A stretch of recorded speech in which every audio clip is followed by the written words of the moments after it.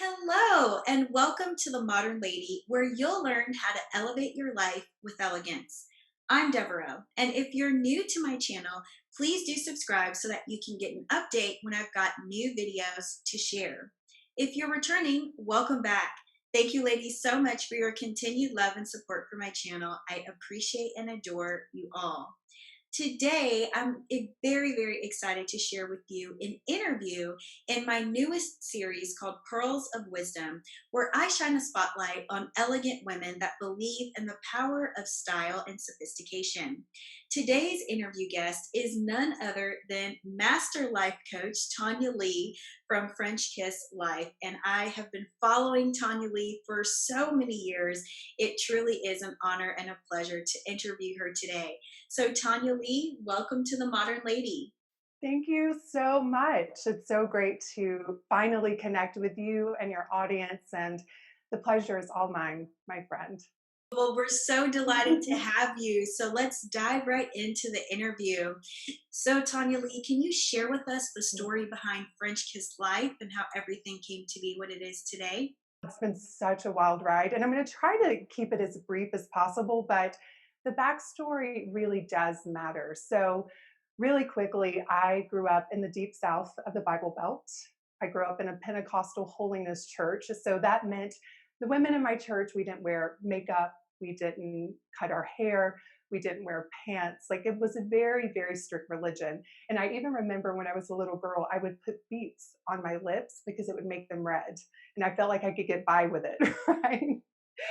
So I grew up in a very small world, but it was a beautiful upbringing as well. I had loving parents and a really great community. But when I got older, I became a critical care nurse. And I remember one night I was working in the ICU, and the doctor turned to me and he said, "So who do you want to be?" And I was like, "What?" Like, it was such a strange question to be asked as an adult woman. And all I could come up with was I wanted to be a good wife, a good mom, and a good nurse. And he was like, "No." He was like, "I'm not talking about the roles that you play in life. Like, who do you want to be as a woman?" And I could not answer it. I didn't have that answer because in the back of my mind, I was thinking, you are just who you've been told you are. You are just who you're showing up as now. But that question would not leave me alone. I was like, who do I want to be? So I was driving home the next morning, and the word that popped into my head, I'm like, this is ridiculous. I can't be that. And the word was worldly. I wanted to be a worldly woman. I wanted to travel and to experience art and culture and style because I remember when I was a little girl, I would go into the Piggly Wiggly with my mom and I would be so attracted to the magazines that talked about these things. But it was so outside of my norm.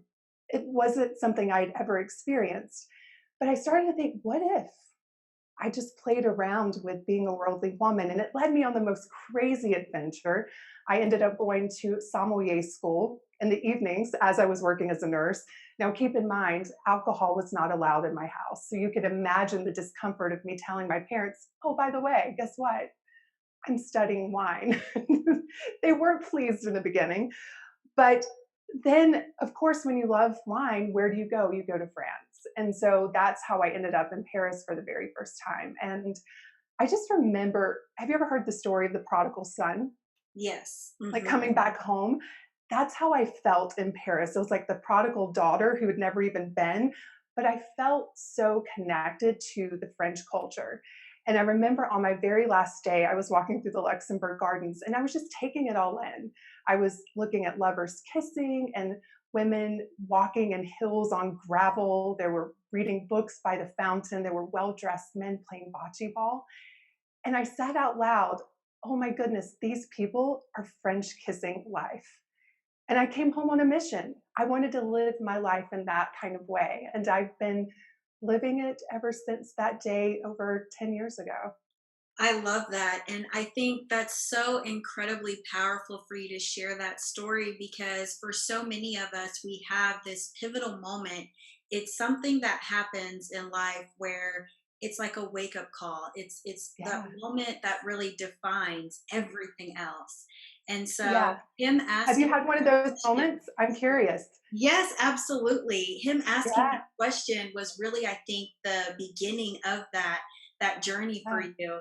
And so for me, it was kind of, I felt really stuck in a rut, and very similar to you. I just had to do the inner work and spend that time in reflection, figuring out who I wanted to be. And I hit a day when it was like enough is enough. I was tired of working Yeah. a job I hated and living this miserable life. And I just wanted to make a change and be like all of the elegant women that really inspired me when I was younger, like Audrey Hepburn and Lena Horne. And there were so many. And so it Yeah. really is that defining moment that really does, I think, pivot things for us for the rest of Yeah. our lives.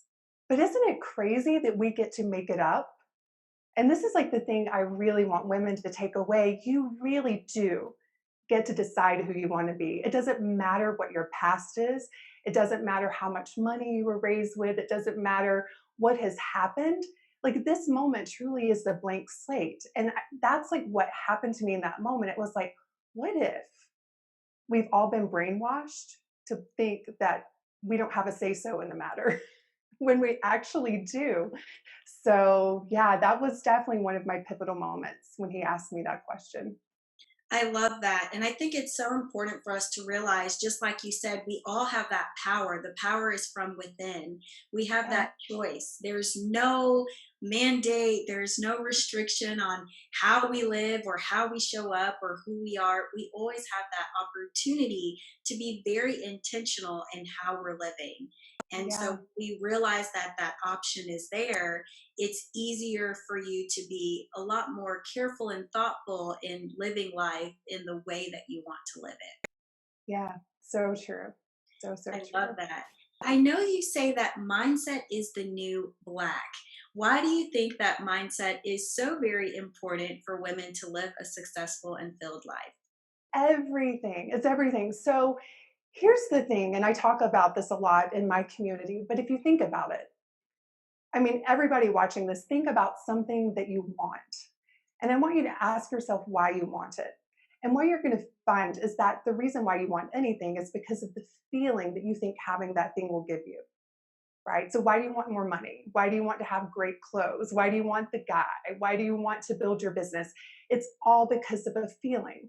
But the thing is, things outside of you cannot create your feeling state, your thoughts do. And so when you have that knowledge and you begin to practice it on a daily basis, it's life changing because you don't have to wait until one day when to feel the way you want to feel. And the more you feel that way, the more you are a magnet for what it is that you want. And so the reason why mindset is the new black is that it's really creating your emotional life. And unfortunately, no one teaches us about our emotions. I don't know if you took a class in high school about your emotional life. I certainly didn't. And so I spent so much of my life running and resisting my emotions and then trying to change the entire outside world in order for me to feel better. And I was just exhausted. And not only that, I was 75 pounds heavier than I am today, all because I didn't want to feel my emotions. But then when I figured out, oh, I'm the one creating my emotions with my thoughts, I can just work on my thinking and understand what my emotions are telling me. That was a game changer. Like, of all of the things that I've ever learned, and again, I was a critical care nurse, I've learned a lot in my life, but that one thing has had the biggest impact on my quality of life, my joy, my relationships, my finances, everything is knowing how to manage my own mind and my emotional life.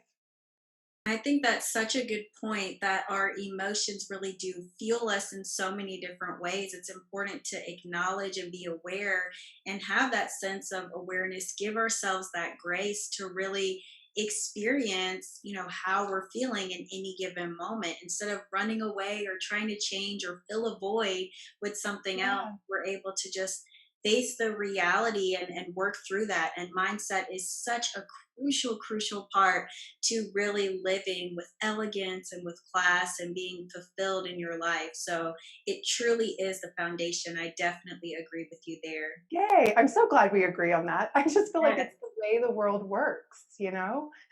And if you think about it, and this is another thing that really blew my mind when I figured it out. Like my whole life, I've been running from my emotions. But when I realized emotions in and of themselves are harmless, they don't hurt you. It's just energy and vibrations moving around your body. And when I allowed myself just to feel my emotions and understand them, then I wasn't spending so much of my life fighting them and resisting them or trying to shop them away or eat them away or overwork them away. I could just be present with them and learn from them. And again, everything that I've created is because of learning how to understand my emotional life and manage my own mind. Yes, yes. And the fact that we have the power, like you're saying, manage your thoughts and really have that control, it's something that a lot of us, like you said, we don't learn, we don't think about, but we definitely have that power and that capability to do it. And so it truly changes everything when you learn how to tap into that higher power. Yeah. Because we think we feel the way we feel because of what's happening outside of us.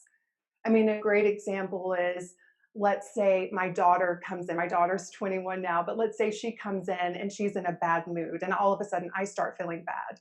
I think it's because of the way she's showing up that I'm feeling that way, but it's not. It's because of what I'm telling myself about how she's showing up. And so when I can recognize my own thoughts, then I can get into a better feeling state and I can be such a more supportive and effective mother for her instead of falling in the ditch with her, so to speak. And so that's another thing for everyone to realize is that, just pay attention to the thoughts in your mind and how they're making you feel. And just know they're just thoughts. That's all. And they're Yeah. optional. You don't have to believe everything that you think, right? Our Unless it serves you. Oh, absolutely. Our mind controls so much in terms of Yeah. how we're navigating through a day, how we're acting and interacting with others. Our thoughts really do drive everything. I kind of think of thoughts as like the driver in the car, right?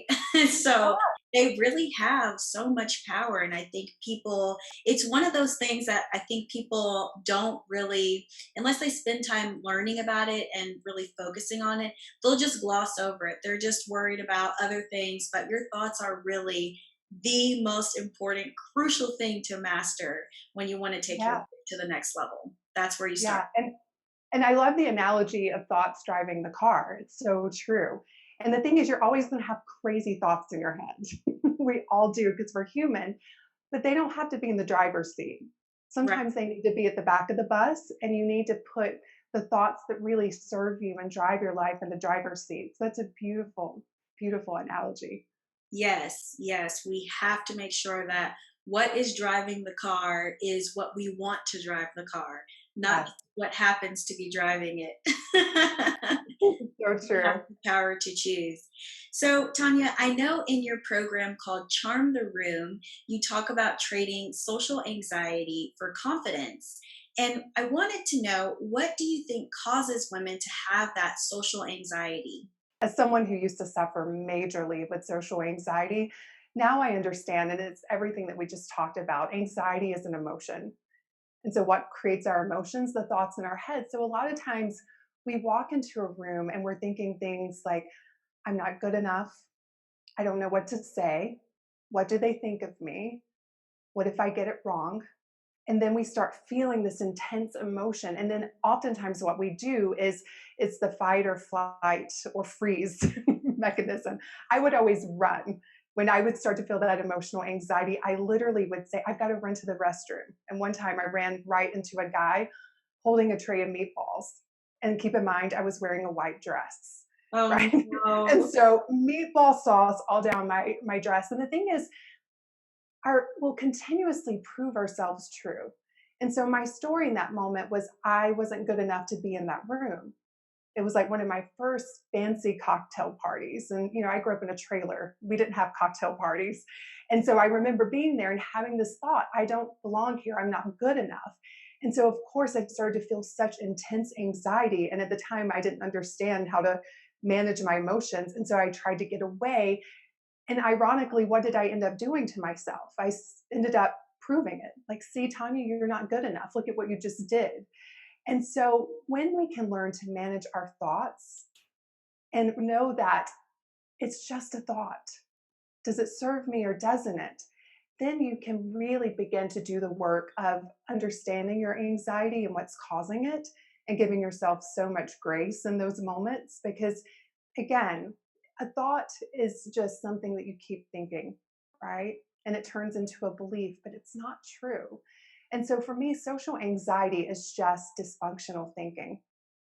And it's often driven out of not enoughness. I'm not good enough. There's not enough love. I don't belong here. It's just a very, it's just a really unfortunate place that a lot of women find themselves in. Yes, and that negative self-talk, it's first, I think, so important to recognize it, right? And then you have to shift and pivot that self-talk to be much more positive and uplifting because it's so easy once you start negatively talking to yourself and thinking those things to continue down that negative spiral. And so it's really important, like you're talking about, to look at what's behind some of those emotions and some of those feelings because that's really what's driving it. That's at the core. Yeah. And it becomes our story. Hmm. We start creating the story of I'm not good with people, I'm not good in social situations, and it's just a story. And so you have to start rewriting your story. And it's hard to go from I'm not good with people to I'm great with people. Your brain's like, no, you're not, right? That's too far of a jump. But you can get to a place where you feel a little bit better, a little less anxious, and then a little less anxious to finally you'll get to a point where you don't even think about yourself. And I think that's the most beautiful way to show up in a room where you've done the work on yourself to the point that you can show up and really focus on other people. I call it turning the camera out. Like take yourself out and just become curious about people and be curious about their stories and what they have to offer you. And when you're in that state, that's when you can truly connect with people and truly charm the room. I love that. And when we think about what you're saying with the social anxiety and that dysfunctional thinking, that's very inner focused, right? So you're Yeah. sitting there thinking about what you can't do, what you're not good at, why you don't belong. And it's very much looking at yourself. But if you take yourself out of that equation and you look at everyone around you, then that completely changes the narrative. Yeah. Completely. And that is a practice, right? It's a practice of just, going into rooms and just noticing how you feel. And it's okay if you're anxious. It's okay if you're feeling nervous. Just understand it's just a vibration in your body being caused by crazy thoughts in your head. But then practice just turning that camera out and just get to know people and talk to people. And I love, there's a really great quote by Byron Katie where she says, when I walk into a room, I know that everybody loves me. They may just not know it yet. And I'm like, what a beautiful energy to walk into a room. Everybody here loves me. They may not know it yet, but they actually do. And if they don't, they're confused, right? And just walking into a room with that kind of energy, then you can just relax because in that space of love is where the best stuff is hanging out. I love that. I love that analogy and I love that quote as well. So, ladies, remember the next time you're going to an event or a gathering, you want to turn your camera out. That's so important. And I think that's a really great analogy to remember how to focus more on others and less on ourselves. And that will really help us to elevate the energy around us with love and with light. Yeah, it's beautiful. So, Tanya, in your recent podcast episode, number 159, What You Are Available For, you talk a lot about how to make yourself unavailable for things that you're done tolerating.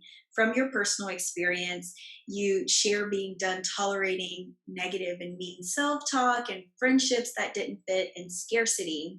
So, I'm curious to know what was the most difficult for you to let go of? Hmm. Probably they were all difficult. And the reason being is that they were all rooted in not enoughness, right? So if you think about negative self talk, that's around I'm not enough, keeping people in your inner circle that don't necessarily serve you. That's a fear of not having enough love and connection. So you keep everyone around. And then scarcity, like not enough money, not enough time. And so they were all difficult. But I think probably the most difficult for me was the first one, the negative self talk, because that was actually the first one that I decided I was done with. There was one day where I was just like, I'm no longer available to be mean to myself. I'm just done. And it's when I was first starting my whole personal development journey. And so I didn't have the tools that I have now. And so even though I was done, didn't mean that I didn't still have the negative self talk, right? It was still there because I'd practiced it for years. And so I had to keep reminding myself when those thoughts would come up of, no, you're done. Just drop it like a hot potato. Just keep dropping it until you no longer want to pick it up. And so that one was definitely the most hard for me. Because again, unfortunately, I feel like women, especially, but we're not the only ones, men experience this as well. I feel like for women, so much of our self worth is built around what we do and how we look. If we don't feel that we're meeting up to those standards from very young ages, we start being really hard on ourselves and speaking to ourselves in such terrible ways. And so we've had years probably of being our own worst critic. And so it takes some a commitment and practice to changing that negative self talk for sure. And it's incredibly powerful when we are able to put that practice into effect enough that it becomes learned behavior, right? And I Yeah. think it's really beautiful that you laid that out because it is a practice. It's a decision every day. We always are going to have those thoughts, and we are our toughest critics. That's just the way human nature has, set its course. But it's a matter of choosing to not subscribe to that. And when you have the learned behavior of, I'm just not going to talk to myself or think about myself in that way, then it becomes easier for you to look at yourself in a higher light. I love Yeah. that. Yeah. I'm curious to hear from you. Like, what's been the hardest thing for you to let go of? I would say the hardest thing for me to let go of was actually being a perfectionist. Yeah. Perfectionism is, I call myself a recovering perfectionist because it's again, it's another way for us to be our toughest critics. But being perfect and attaining perfection, I've learned that I can create my own version of perfect instead of trying to fit or the mold or the standards that someone else will set as perfection for them or whatever that looks like. And Yeah. it's really just like removing a huge burden off of my shoulders where I just have so much more peace and contentment when I realize that what perfection looks like for me is something that I uniquely create on my own rather than trying to fit the mold or fit the expectations of someone else. Yeah. And it's so much more fun, isn't it? It is. It is. I It's just creative so fun freedom. just to create and have fun and take all of that pressure off. Yeah. I think a lot of women struggle with perfectionism. I know I have.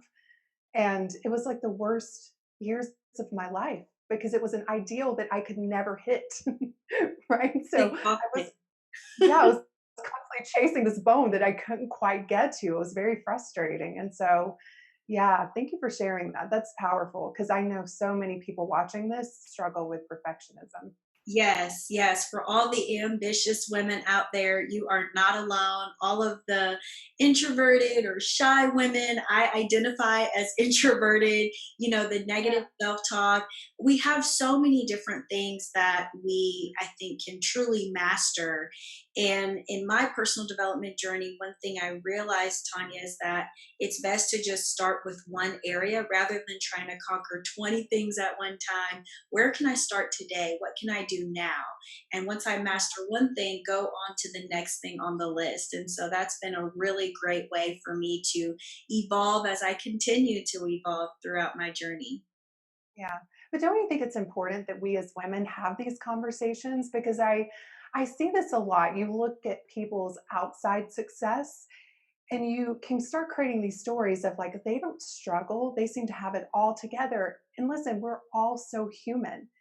everyone has self-doubt. Everyone has negative self-talk. We have those little hidden demons that we don't want to talk about. But I think just normalizing that conversation, it makes us all understand that we're not alone and we're all in it together. We Yeah, all are growing and learning, and we all have our hot mess days, and we all have days that we feel insecure, but just being able to vocalize that and I think make peace with it, that's when we can get all of our power. that's where the power is. And what I like to say, Tanya, is that we are all mere mortals. So Yes. we all have those flaws and we're all perfectly imperfect. And I think it's important to realize that we all have the same choices. You, I, everyone watching this, we all have that choice. We have those options. It's a matter of being intentional rather than just kind of going through life and letting things happen to really take that power from within. Yeah, completely agree. Well, Tanya, I'm curious to know who is your favorite elegant role model and why? This is such a great question because there's so many elegant women, and I think it comes back to what is elegance? And I feel like sometimes we think elegance is always looking perfect and having pearls and lipstick and high heels, and all of those things are great. I love style. I think it's great, and I think it's a beautiful way to express yourself. But when I think of elegance, number one, the definition is simplicity and effectiveness. And so to me, the most effective and simple way to live your life is to make peace with yourself and to know what you value and to build your life around that. And so when I think about the most elegant woman who's had the biggest impact on my life is actually my grandmother. And she lived such a simple life. She lived in a little trailer and she had this cute little bed of roses in front of it. And her values were family, her faith, and her community. And everything she did was built around what she valued. And she left that legacy for the entire community. We called her Ma, and everybody else called her Ma Johnson. But she carried herself in such a way that she knew who she was. She was proud of who she was. It had nothing to do with how much money she had or her wardrobe, but she just lived her life in alignment. I think that's the best way to put it. She just lived in alignment with who she wanted to be and what was important to her. And she definitely left me with such a beautiful example of what elegance is for me. I love that answer, Tanya. And I think that for you to share what elegance truly is, thank you for doing that because it's a huge common misconception that the only thing it takes to be elegant is to look sophisticated and to look classy. And that's the icing on the cake. That's not even the cake. Yeah. There's so much more to it, and I think your grandmother is a beautiful example of that. It's not necessarily about looking a certain way or being a certain way at a party. It's truly what values you have and how you're living that out. And so I love that answer. Thank you so much for sharing that. You're so welcome. What does elegance mean to you? Elegance to me is really about how you are treating others, and it's the kindness and the courtesy and the respect that you have for the world around you, for yourself, for the people you meet. And I think if I had to sum it up into one word, I would probably use the word gracefulness. It's being able Yeah. to give others grace, be graceful to yourself, which is not easy to do, and to just carry yourself with grace. And so it's a beautiful way to live. I truly adore it. And it's something that I continuously choose and choose to work on every single day. Just like you said, we are all in it together. Yeah, we are, for sure. Well, Tanya, one last question for you as we are wrapping up this interview. I'm curious to know what is one piece of timeless advice, or as I like to call it, one pearl of wisdom that you live by each and every day? Oh, such a good question. There's so many, it's so hard to choose. One piece that I live by every single day. For me, it would be think from where you want to be, not from where you are. So I'm a big believer in appreciating this moment and gathering the lessons that need to be learned in this moment.